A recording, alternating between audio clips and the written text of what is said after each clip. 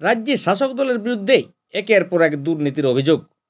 দুর্নীতি করে চাকরি পেয়েছিলেন তৃণমূলের এক নেতা, আর এবার সেই নেতাকেই গত বুধবার 5 মিনিটেই চাকরি থেকে বরখাস্ত করলেন কলকাতা হাইকোর্টের বিচারপতি রাজশেখর মান্তা।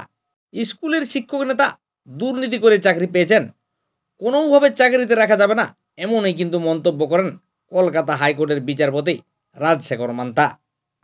আসলেই তৃণমূলের নয়নের মনেই এই সিরাজুল, তৃণমূল কংগ্রেসের হাওড়া জেলার মাধ্যমিক শিক্ষা সেলের সাধারণ সম্পাদক। তবে শুধু দুর্নীতি করে চাকরি পাওয়া নয়, সিরাজুলের বিরুদ্ধে একাধিক অভিযোগ রয়েছে।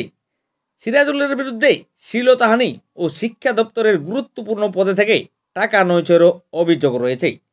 2011 সালেই সিরাজুলকে চাকরি থেকে বরখাস্ত করার নির্দেশ দিয়েছিল আদালত। তারপরেও কিন্তু তিনি এতদিন চাকরি করে আসছেন। তাহলে কি তিনি কোর্টের রায় অবমাননা করে শাসক দলের মদতেই এতদিন চাকরি করে আসছেন? আর এ নিয়ে এবার রাজ্য সরকারের কাছে জানতে চেয়েছেন কলকাতা হাইকোর্টের বিচারপতি রাজশেখর মান্তার ডিভিশন বেঞ্চ।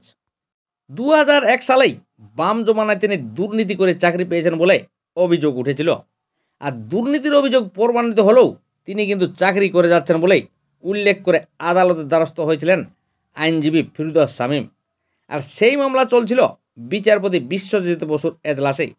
গত 13ই মার্চ সেই মামলার শুনানিতে সিরাজুলের বিরুদ্ধে এফআইআর দায়েরের নির্দেশ দেন বিচারপতি বসু।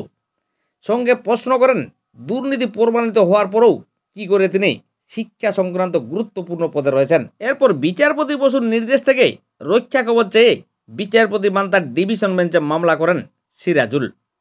আর সেই মামলার শুনানি ছিল গত বুধবার। এরপর রাজশেখর মান্তা গোটা মামলাটাই শুনে জানিয়ে দেন ওই শিক্ষকের নিয়োগেই সম্পূর্ণ বেআইনি, তাই আজ থেকে তাকেই চাকরি থেকে বরখাস্ত করা হলো।